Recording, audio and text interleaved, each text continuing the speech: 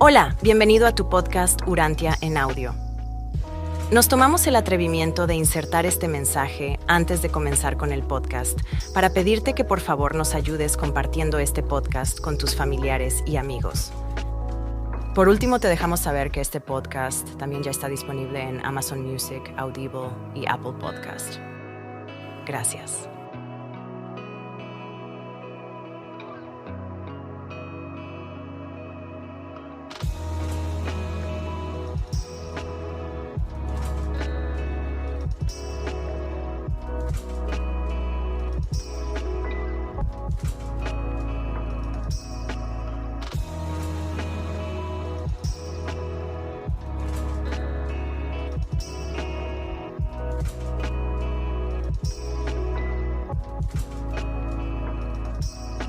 Escrito 158. El Monte de la Transfiguración. El viernes 12 de agosto del año 29 después de Cristo, casi al atardecer, Jesús y sus acompañantes llegaron al pie del Monte Hermón, cerca del mismo lugar en donde el joven Tiglat lo había esperado alguna vez, mientras el maestro subía por sí solo la montaña para decidir los destinos espirituales de Urantia y poner oficialmente fin a la rebelión de Lucifer. Y allí se quedaron durante 2 días, preparándose espiritualmente para los sucesos que no tardarían en producirse. En términos generales, Jesús conocía de antemano lo que iba a suceder en la montaña y estaba deseoso de que todos sus apóstoles pudieran ser partícipes de aquello con él. Con el fin de prepararlos para esta revelación de sí mismo, permaneció con ellos al pie de la montaña. Pero no podían alcanzar esos niveles espirituales de entendimiento que justificara el poder revelarles por completo la visión de la visita de los seres espirituales que tan pronto aparecerían en la tierra. Y puesto que no podía llevar a todos sus acompañantes con él, decidió que solo lo hicieran los 3 apóstoles que normalmente lo acompañaban en dichas vigilias especiales. Por ello, únicamente Pedro, Santiago y Juan pudieron al menos compartir con el Maestro alguna parte de esta extraordinaria experiencia.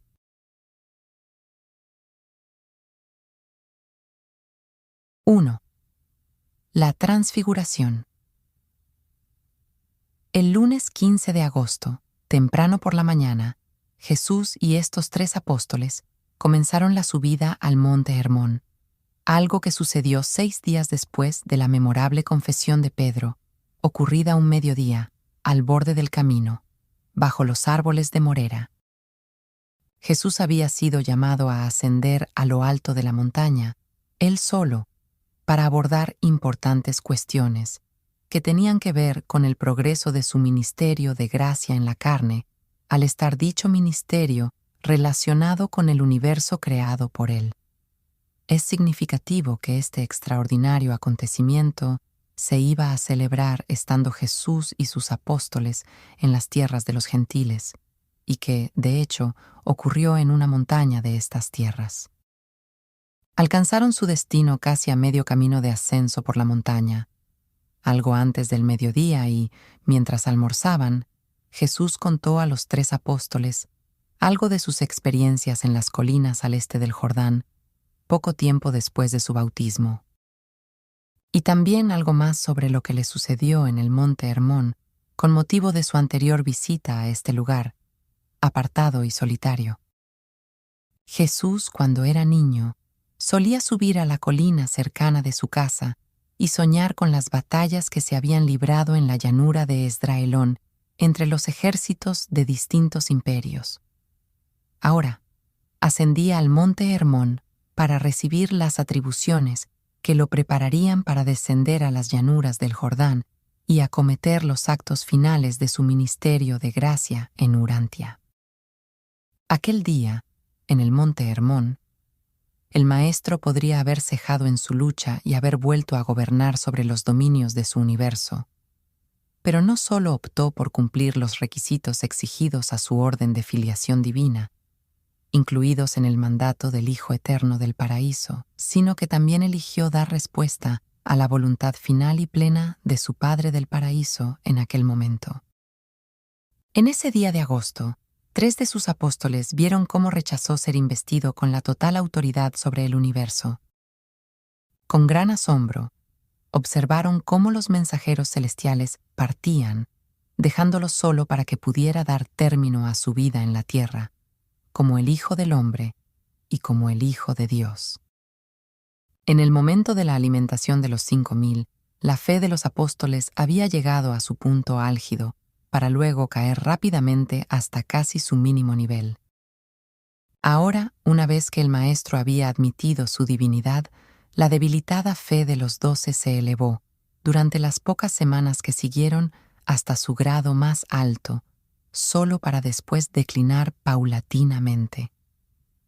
El tercer resurgimiento de su fe no ocurriría hasta después de la resurrección del Maestro. Sobre las 3 de aquella hermosa tarde, Jesús se despidió de los 3 apóstoles diciendo: «Me voy solo, durante un tiempo, para estar en comunión con el Padre y sus mensajeros. Quedaos aquí, y mientras aguardáis mi regreso, orad para que se haga la voluntad del Padre en vosotros, en lo que resta de la misión de gracia del Hijo del Hombre». Y tras decirles esto, Jesús se retiró y mantuvo un largo encuentro con Gabriel y el padre Melquisedec. Eran sobre las 6 de la tarde cuando volvió. Al notar la ansiedad de sus apóstoles, provocada por su prolongada ausencia, les dijo: «¿Por qué teníais miedo? Sabéis bien que debo ocuparme de los asuntos de mi Padre. ¿Por qué dudáis cuando yo no estoy con vosotros? En este momento os manifiesto que el Hijo del Hombre ha elegido seguir plenamente con su vida en medio de vosotros y como uno de vosotros. Tened buen ánimo. No os abandonaré hasta que no haya concluido mi trabajo». Mientras tomaban la exigua cena, Pedro preguntó al Maestro: «¿Cuánto tiempo estaremos en esta montaña, alejados de nuestros hermanos?» Y Jesús le contestó: «Hasta que veáis la gloria del Hijo del Hombre y sepáis que cuanto os he declarado es verdad». Y comentaron los asuntos de la rebelión de Lucifer, sentados en torno a las relucientes brasas del fuego que habían encendido, hasta que la oscuridad se les vino encima. A los apóstoles se les cerraban ya los ojos por el cansancio. Para llegar hasta allí, habían tenido que partir muy temprano aquella misma mañana. Cuando los 3 llevaban una media hora profundamente dormidos, un sonido cercano crepitante los despertó de súbito, y para su gran asombro y consternación, al mirar a su alrededor, vieron a Jesús conversando privadamente con 2 seres resplandecientes, revestidos de luz del mundo celestial. Y el rostro y la figura de Jesús brillaban con la luminosidad de la luz celestial. Los 3 se comunicaban en una lengua extraña, pero, por ciertas cosas que se dijeron, Pedro supuso, equivocadamente, que los seres que estaban con Jesús eran Moisés y Elías. En realidad, se trataba de Gabriel y del padre Melquisedec. Por petición de Jesús, los controladores físicos habían hecho los ajustes necesarios para que los apóstoles pudieran ser testigos de aquella escena. Los 3 apóstoles estaban tan asustados que tardaron en volver a pensar con claridad, pero Pedro, que fue el primero en recobrar el sentido, dijo conforme la deslumbrante visión se desvanecía delante de ellos, y viendo a Jesús solo: «Jesús, Maestro, es bueno haber estado aquí. Nos regocijamos de ver esta gloria. Somos reacios a volver abajo, al deplorable mundo. Si es tu voluntad, permanezcamos aquí y erijamos 3 tiendas, una para ti, una para Moisés y una para Elías». Pedro dijo esto debido a su confusión y porque en aquel preciso momento no se le vino a la mente ninguna otra cosa. Mientras Pedro decía esto, vino una nube plateada que hizo sombra a los 4. Los apóstoles entonces se asustaron mucho y, al postrarse sobre sus rostros para adorar, oyeron una voz: la misma que había hablado con motivo del bautismo de Jesús, que decía: «Este es mi Hijo amado, a él oíd». Y cuando la nube se desvaneció, Jesús estuvo de nuevo solo con los tres, e inclinándose los tocó, diciendo: «Levantaos y no temáis, veréis cosas más grandes que esta». Pero los apóstoles estaban realmente asustados, estaban silenciosos y meditabundos, cuando poco antes de la medianoche se dispusieron a descender de la montaña.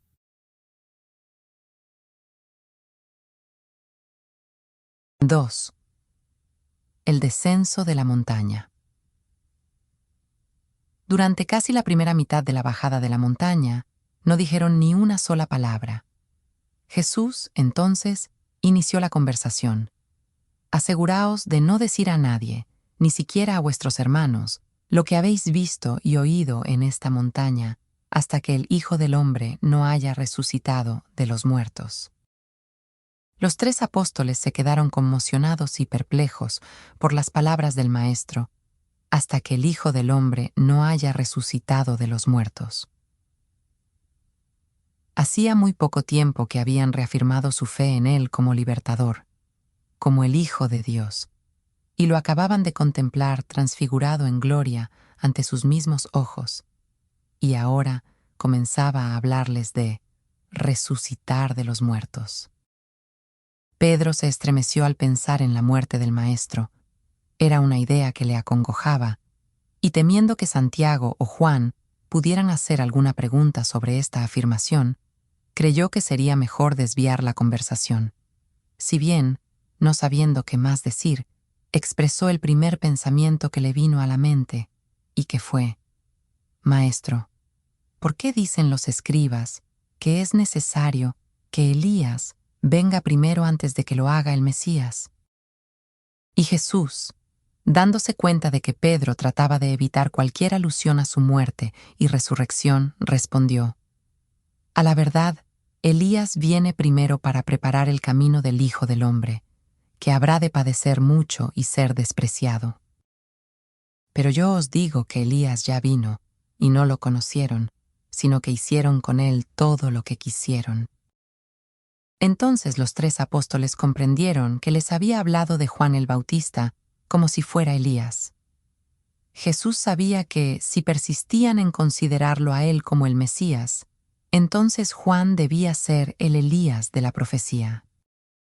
Jesús les mandó que no comentaran el vislumbre de gloria que habían observado y que él recibiría tras su resurrección, porque, siendo ahora considerado como el Mesías, no quería dar a pensar que secundaba de ningún modo su equivocado concepto de un libertador hacedor de prodigios. Aunque Pedro, Santiago y Juan sopesaron todo aquello en sus mentes, no dijeron nada a nadie hasta después de la resurrección del Maestro. Conforme continuaban descendiendo la montaña, Jesús les dijo: «No quisisteis reconocerme como el Hijo del Hombre. Por eso he accedido a que me aceptéis de acuerdo con vuestra firme convicción. Pero no os equivoquéis, la voluntad de mi Padre debe imperar. Si optáis, pues, por seguir la propensión de vuestra propia voluntad, debéis estar listos para sufrir muchas decepciones y pasar muchas pruebas, pero la formación que os he dado debería bastar para poder sobreponeros a las aflicciones que vosotros mismos habéis elegido». Jesús llevó a Pedro, a Santiago y a Juan con él a la montaña de la Transfiguración, no porque estuvieran en sentido alguno mejor preparados que los otros apóstoles para ser testigos de lo que sucedió, ni porque fuesen espiritualmente más aptos para gozar de tal excepcional privilegio, de ninguna manera. Sabía bien que ninguno de los 12 era espiritualmente idóneo para este acontecimiento. Así pues, se llevó con él solo a los 3 apóstoles asignados a acompañarlo en esos momentos en los que deseaba estar solo y en solitaria comunión.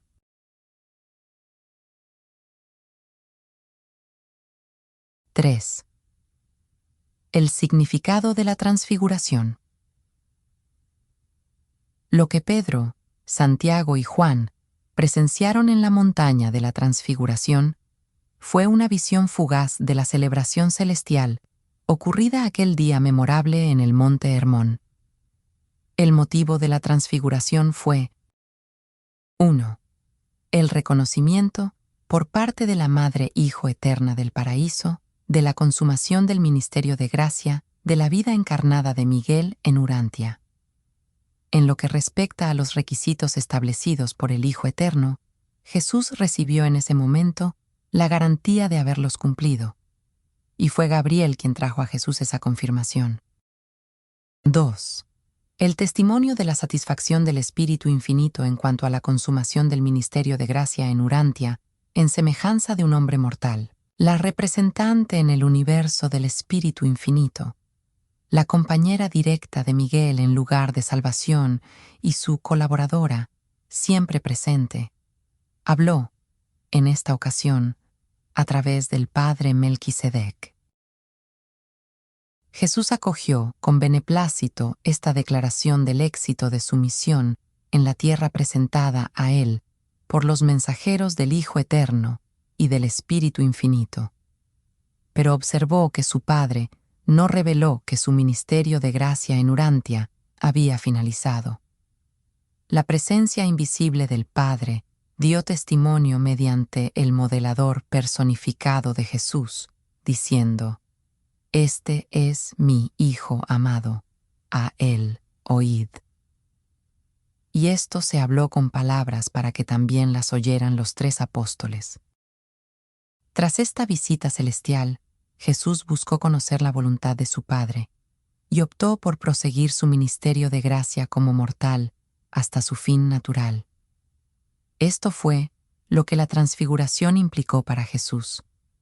Para los 3 apóstoles, aquel suceso significó la entrada del Maestro en la etapa final de su andadura en la tierra como el Hijo de Dios y el Hijo del Hombre. Después de la visita a efectos formales de Gabriel y del Padre Melquisedec, Jesús departió de forma casual con ellos, sus hijos en el ministerio, y conversó con ellos sobre los asuntos del universo.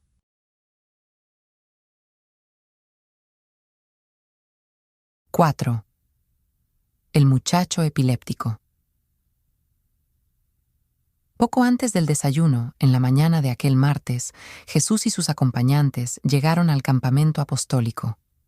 A medida que se acercaban, vieron a una gran multitud alrededor de los apóstoles y empezaron pronto a oír voces de discusiones y disputas que venían de un grupo de unas 50 personas, entre las que estaban los 9 apóstoles y un igual número de escribas de Jerusalén y de discípulos creyentes que habían seguido a Jesús y a sus apóstoles en su viaje desde Magadán. Aunque la multitud se enzarzaba en múltiples polémicas, la principal era en relación a un ciudadano de Tiberias que había llegado buscando a Jesús el día antes. Este hombre, Santiago de Safed, tenía un único hijo, de unos 14 años de edad, que estaba gravemente aquejado de epilepsia.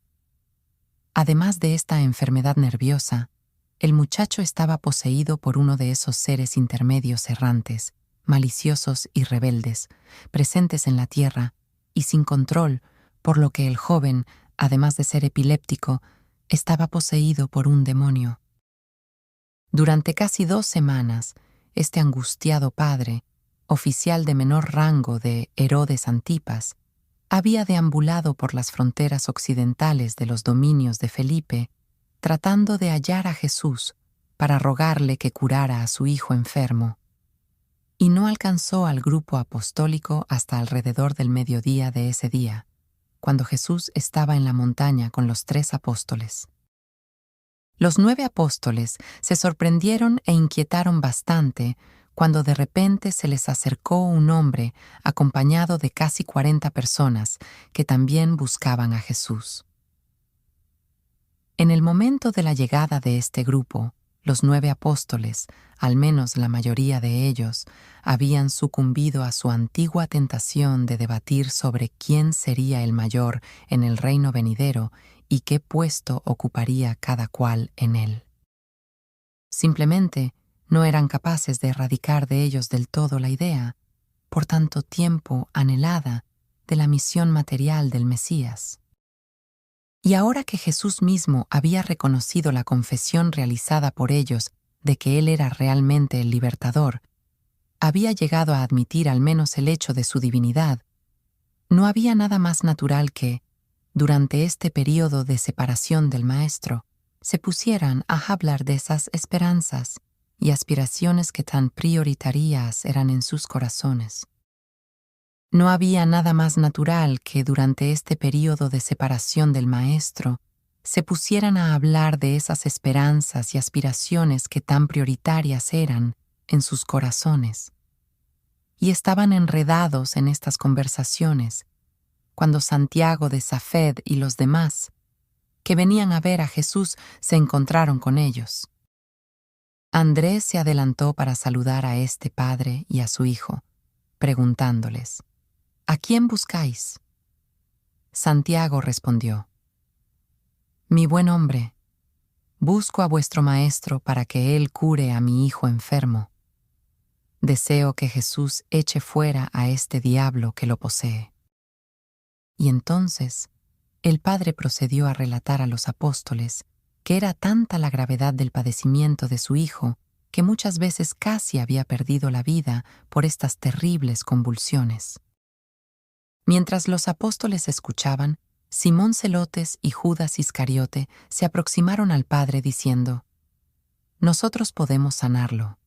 No necesitas esperar a que regrese el maestro. Somos los embajadores del reino. Ya no guardamos estas cosas en secreto. Jesús es el libertador, y se nos han entregado las llaves del reino. Andrés y Tomás, aparte, se consultaron entre sí. Natanael y los demás contemplaban la escena, estupefactos. Todos ellos estaban horrorizados por el súbito atrevimiento e incluso arrogancia de Simón y Judas. Entonces dijo el padre: Si se os ha dado el hacer estas obras, os pido que digáis las palabras que liberen a mi hijo de su cautiverio. Entonces Simón se adelantó y, colocando su mano sobre la cabeza del niño, lo miró directamente a los ojos y ordenó: Sal de él, espíritu impuro, en el nombre de Jesús, obedéceme. Pero el muchacho experimentó una sacudida incluso más violenta, en tanto que los escribas se mofaban con desprecio de los apóstoles y los creyentes, decepcionados, sufrían las burlas de estos detractores, nada amigables. Andrés se sentía profundamente desconcertado ante este desacertado acto y su desolador fracaso. Llamó a los apóstoles a un lado para conversar y orar. Después de un tiempo de meditación, sintiendo el agudo aguijón de la derrota y todo el peso de la humillación sobre ellos, Andrés hizo un segundo intento por echar fuera al demonio, pero solo el fracaso coronó sus esfuerzos. Andrés confesó honestamente su derrota y le pidió al Padre que se quedara con ellos por la noche o hasta que Jesús volviera, diciendo: Tal vez esta índole de demonio no desaparece a no ser que el Maestro lo ordene personalmente. Y así, mientras que Jesús bajaba de la montaña con los exultantes y eufóricos Pedro, Santiago y Juan, sus 9 hermanos estaban asimismo inquietos por el sentimiento de confusión y de pesarosa humillación que los embargaba.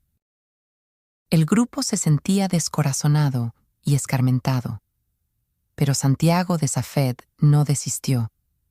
Aunque no le podían indicar cuándo volvería Jesús, él decidió permanecer allí hasta que el Maestro regresara.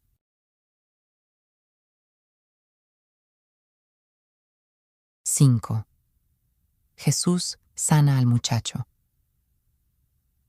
Conforme Jesús se acercaba, los 9 apóstoles se sintieron más que aliviados de recibirlo de vuelta, y se animaron bastante al ver los semblantes de Pedro, Santiago y Juan, de tan buen ánimo y con tal inusitado entusiasmo. Todos se apresuraron a saludar a Jesús y a sus 3 hermanos. Mientras intercambiaban saludos, la multitud se fue hacia ellos, y Jesús preguntó: ¿Qué estabais discutiendo al llegar nosotros?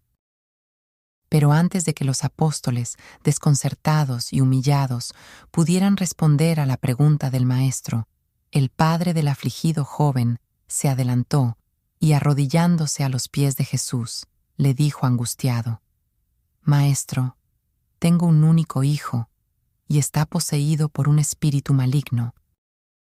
Cuando tiene algún ataque, no solo da gritos de terror, echa espumarajos por la boca y cae como muerto, sino que muchas veces este espíritu inmundo que lo posee lo sacude con convulsiones y a veces lo arroja al agua e incluso al fuego.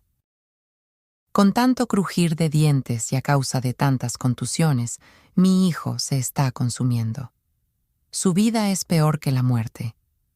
Tenemos, su madre y yo, el corazón triste y el espíritu destrozado. Ayer, sobre el mediodía, buscándote a ti, encontré a tus discípulos y, mientras esperábamos, tus apóstoles quisieron expulsar a este demonio, pero no lo lograron. Y ahora, Maestro, ¿harás tú esto por nosotros? ¿Sanarás a mi hijo?» Cuando Jesús escuchó aquello, tocó al Padre arrodillado y le mandó a que se incorporara mientras miraba fijamente a los apóstoles que se encontraban próximos. Luego dijo Jesús a todos los que estaban delante de él: «Oh generación incrédula y perversa, ¿hasta cuándo os he de soportar? ¿Hasta cuándo he de estar con vosotros? ¿Cuánto tiempo habrá de pasar para que aprendáis que las obras de la fe no vienen a instancias de la increencia o de la duda?» Entonces, señalando al desconcertado padre, Jesús dijo: «Trae acá a tu hijo». Y cuando Santiago había llevado al joven ante Jesús, él preguntó: «¿Cuánto tiempo hace que le sucede esto?» El padre contestó: «Desde muy niño». Y mientras hablaban, el joven sufrió una fuerte sacudida y cayó entre ellos. Le rechinaban los dientes y echaba espumarajos por la boca. Tras sucesivas convulsiones violentas, quedó tendido allí como muerto. El padre de nuevo se arrodilló a los pies de Jesús mientras imploraba al maestro: «Si puedes curarlo, te suplico que tengas compasión de nosotros y nos libres de esta aflicción». Y cuando Jesús oyó estas palabras, bajó la mirada al angustiado rostro del Padre, diciendo: «No cuestiones el poder del amor de mi Padre, sino solo la sinceridad y la medida de tu fe. Todas las cosas son posibles para quien cree realmente». Y entonces, Santiago de Safed pronunció esas palabras, mezcla de fe y duda, por mucho tiempo recordadas: «Señor, creo, te ruego que ayudes mi incredulidad». Cuando Jesús oyó estas palabras, dio un paso adelante y, tomando al joven de la mano, dijo: «Haré esto de conformidad con la voluntad de mi Padre y en aras de la fe viva. Hijo mío, levántate, sal de él, espíritu desobediente, y no entres más en él». Y poniendo la mano del muchacho en la de su padre, Jesús dijo: «Iros por vuestro camino. El Padre ha concedido el deseo de vuestra alma». Y todos los que estaban presentes, incluso los enemigos de Jesús, estaban asombrados de lo que veían. Para los 3 apóstoles, que tan recientemente habían gozado del éxtasis espiritual de las escenas y experiencias de la transfiguración, fue realmente decepcionante volver tan pronto a esta escena de derrota y turbación por parte de sus compañeros apóstoles. Pero siempre fue así con estos 2 embajadores del reino. Nunca cesaron de alternar en sus experiencias de vida entre la exaltación y la humillación. Aquello fue una auténtica sanación de una doble afección, una dolencia física y una enfermedad del espíritu. Y desde aquella hora, el joven quedó curado permanentemente. Cuando Santiago había partido con su hijo ya recuperado, Jesús dijo: «Nos vamos ahora a Cesarea de Filipo. Preparaos para partir de inmediato». Y el grupo, se mantuvo en silencio a medida que se dirigían hacia el sur, con la multitud siguiéndole los pasos.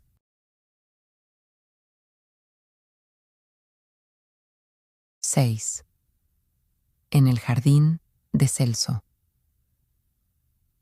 Pasaron la noche con Celso y a última hora de esa tarde en el jardín, tras haber comido y descansado, se reunieron los 12 alrededor de Jesús, y Tomás dijo: Maestro, los que nos quedamos atrás desconocemos todavía lo que sucedió en la montaña, y que tanta alegría trajo a los hermanos nuestros que fueron contigo.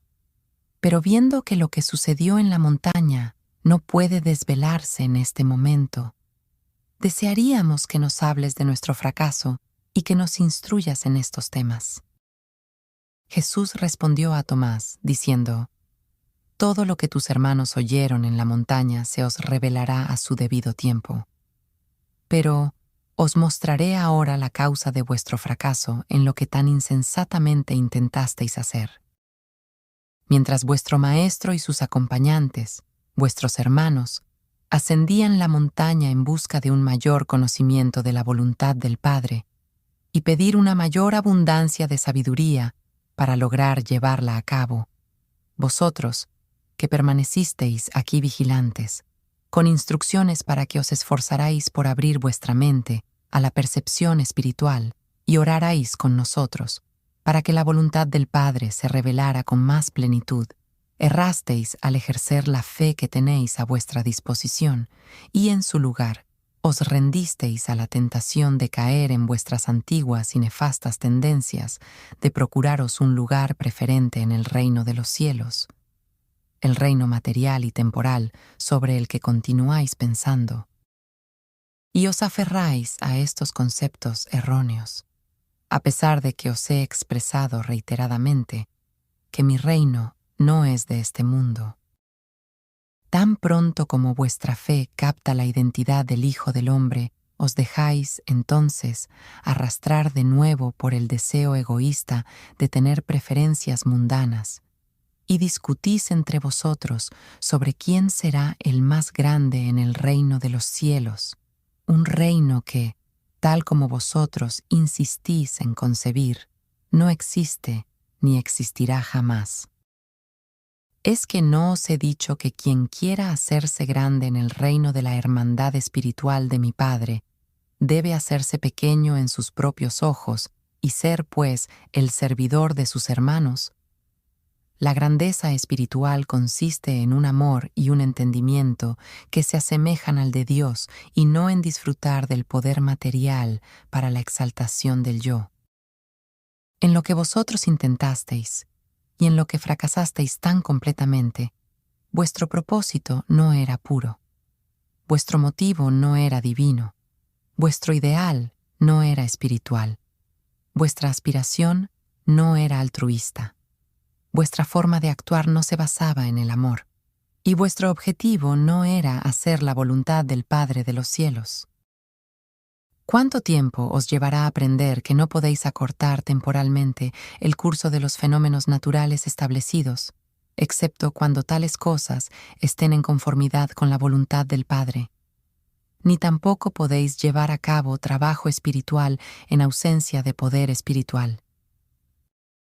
Y no podéis hacer nada de esto, estando incluso su potencial presente, sin la existencia de ese esencial tercer factor humano, la experiencia personal de poseer la fe viva. ¿Es que siempre debéis tener manifestaciones materiales para sentiros atraídos hacia las realidades espirituales del reino? ¿Es que no sois capaces de captar el significado espiritual de mi misión sin la manifestación vivible de obras extraordinarias? ¿Cuándo podré tener la confianza de que os ceñiréis a las realidades espirituales superiores, al margen de la apariencia exterior de las manifestaciones materiales? Una vez que se había dirigido a los 12 con aquellas palabras, Jesús añadió: Y ahora id a descansar, porque mañana regresamos a Magadán, y allí deliberaremos sobre nuestra misión en las ciudades y aldeas de la Decápolis. Y como conclusión a la experiencia vivida hoy, Permitidme que os explique, a cada uno de vosotros, lo que hablé con vuestros hermanos en la montaña, y dejad que estas palabras se graben profundamente en vuestros corazones. El Hijo del Hombre emprende ahora la última etapa de su ministerio de gracia. Estamos a punto de comenzar esa labor que llevará pronto a la gran prueba final de vuestra fe y devoción, cuando sea entregado en manos de los hombres que buscan mi destrucción. Y recordad lo que os estoy diciendo. Se dará muerte al Hijo del Hombre, pero resucitará. Entristecidos, se retiraron a dormir. Estaban desconcertados. No podían entender estas palabras y, aunque tenían miedo de preguntarle sobre lo que había dicho, sí las recordarían todas después de su resurrección.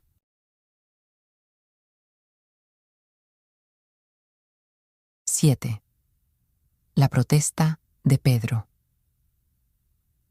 Ese miércoles por la mañana temprano, Jesús y los 12 salieron de Cesarea de Filipo en dirección al parque de Magadán, situado cerca de Betsaida Julias.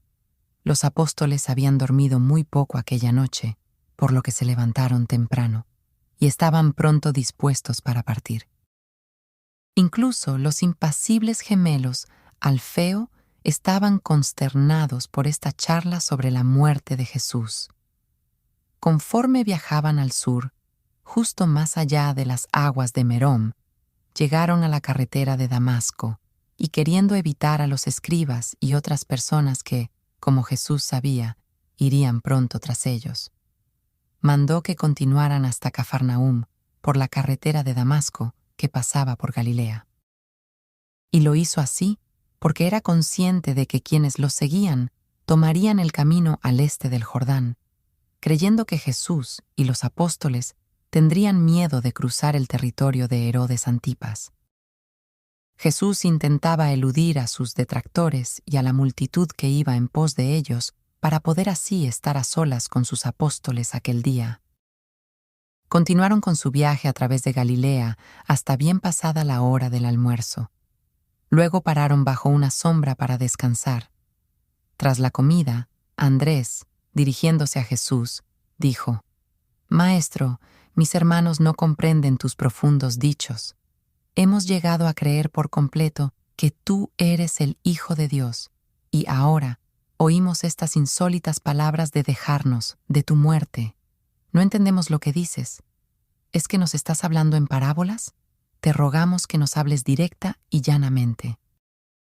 Respondiendo a Andrés, Jesús dijo: «Hermanos míos, es precisamente porque habéis confesado que yo soy el Hijo de Dios, por lo que me siento en la obligación de desvelaros la verdad sobre el fin del ministerio de gracia del Hijo del Hombre en la tierra. Insistís en aferraros a la creencia de que soy el Mesías, y no renunciáis a la idea de que el Mesías debe sentarse en un trono en Jerusalén. Es por lo que persisto yo en deciros que el Hijo del Hombre debe ir en breve a Jerusalén, padecer mucho, ser rechazado por los escribas, los ancianos y los principales sacerdotes, y, tras todo ello, ser llevado a la muerte y resucitar de los muertos. Y no os hablo en parábolas, os hablo la verdad, con el fin de que estéis preparados para estos hechos cuando, de repente, nos sobrevengan a nosotros». Y, mientras estaba aún hablando, Simón Pedro, yendo impetuosamente hacia él, puso su mano sobre el hombro del Maestro y dijo: «Maestro, nunca nos atreveríamos a contradecirte, pero yo declaro que en ninguna manera esto te acontecerá». Pedro se expresó así porque amaba a Jesús, pero la naturaleza humana del Maestro reconoció, en sus palabras de cariño bien intencionado, una sutil y tentadora sugerencia, para que cambiara su plan de terminar su ministerio de gracia en la tierra, conforme era la voluntad de su Padre del paraíso. Y fue precisamente porque percibió el peligro de que las sugerencias de incluso sus afectuosos y leales amigos lo disuadieran, por lo que se volvió a Pedro y a los otros apóstoles, diciendo: «Quítate de delante de mí, Satanás. Suenas como el espíritu del adversario, el tentador. Cuando habláis de esta manera no estáis de mi lado, sino del lado de nuestro enemigo. De esta manera convertís vuestro amor por mí en tropiezo, para que haga la voluntad del Padre. No pongáis la mira en los caminos de los hombres, sino en la voluntad de Dios». Cuando se recuperaron de la primera impresión que les causó el incisivo reproche de Jesús, y antes de reanudar su viaje, el Maestro les dijo: «Además, si alguien quiere venir en pos de mí, niéguese a sí mismo, asuma sus responsabilidades diarias y sígame, porque todo el que quiera salvar su vida egoístamente la perderá, pero todo el que pierda su vida por causa de mí y del Evangelio la hallará». ¿De qué le servirá al hombre ganar el mundo entero si pierde su alma? ¿Qué recompensa dará el hombre por la vida eterna? No os avergoncéis de mí ni de mis palabras en esta generación pecaminosa e hipócrita. Tal como yo, no me avergonzaré de reconoceros cuando aparezca en gloria ante mi Padre en la presencia de todas las multitudes celestiales. No obstante, muchos de los que estáis ahora ante mí, no gustaréis la muerte hasta que hayáis visto que el reino de Dios ha venido con poder. Y así, Jesús dejó claro a los 12 la dolorosa y adversa senda por la que deberían caminar si querían ir en pos de Él. Qué consternación provocaron aquellas palabras en estos pescadores de Galilea, obstinados en soñar con un reino terrenal en el que ocuparían puestos de honor.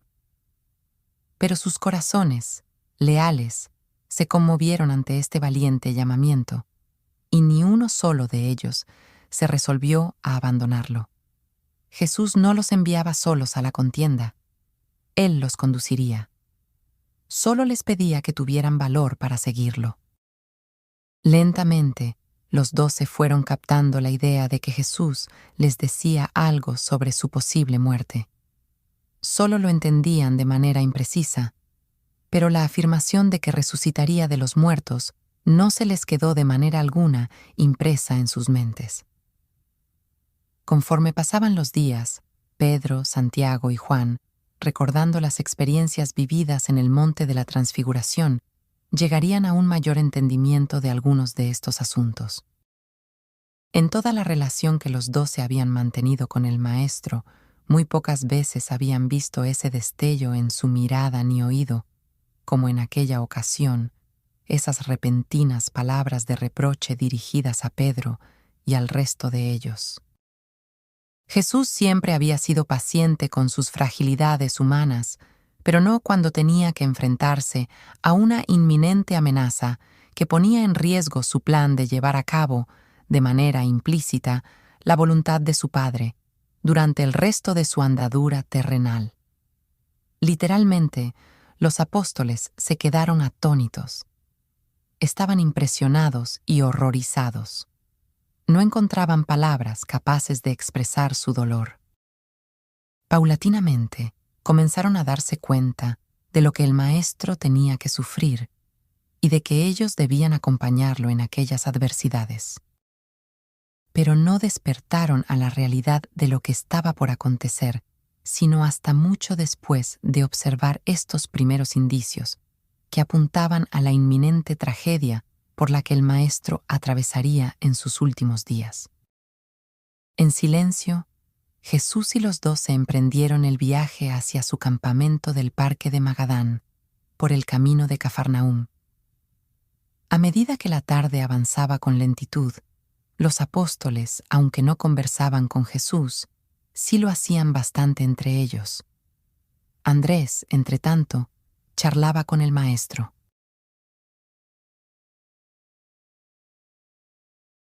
8. En la casa de Pedro. Al anochecer, tras entrar en Cafarnaúm, se dirigieron directamente, por vías poco frecuentadas, hasta la casa de Simón Pedro, donde cenaron. Mientras David Zebedeo se preparaba para llevarlos al otro lado del lago, Se quedaron en la casa de Simón, y Jesús, alzando la mirada a Pedro y los demás apóstoles, preguntó: «Cuando caminabais juntos esta tarde, ¿de qué hablabais entre vosotros tan seriamente?». Los apóstoles permanecieron en silencio. Muchos de ellos habían continuado la discusión ya iniciada en el monte Hermón sobre los puestos que tendrían en el reino venidero. ¿Quién sería el mayor entre ellos y otras cosas? Jesús, sabiendo qué era lo que ocupaba sus pensamientos aquel día, hizo señas a uno de los hijos pequeños de Pedro, lo puso en medio de ellos y dijo: en verdad os digo que, si no os volvéis y os hacéis más como este niño, progresaréis poco en el reino de los cielos. Así que cualquiera que se humille a sí mismo y sea como este niño, ese será el mayor en el reino de los cielos. Y cualquiera que reciba a un niño como este, a mí me recibe. Y los que me reciban también reciben a aquel que me envió.